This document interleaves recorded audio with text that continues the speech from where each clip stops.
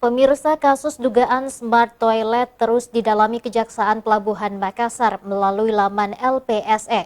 Diketahui CV Mulya Jaya Persada adalah pelaksana proyek smart toilet di Kecamatan Ujung Tanah, Kota Makassar.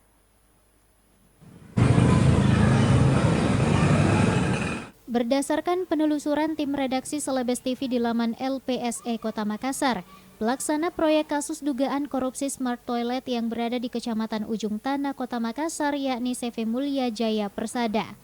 Berdasarkan data di laman ini, kode tender proyek tersebut adalah 2818234.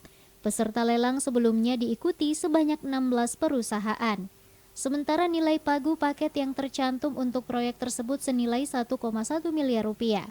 Anggaran proyek tersebut menggunakan APBD pemerintah Kota Makassar tahun 2018 dengan Dinas Pendidikan Makassar sebagai satuan kerja.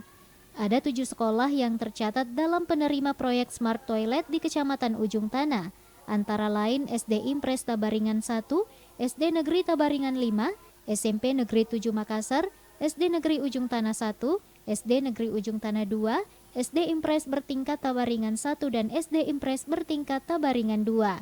Sebelumnya proyek pembangunan smart toilet Kota Makassar tersebut tengah didalami pihak kejaksaan karena adanya dugaan korupsi.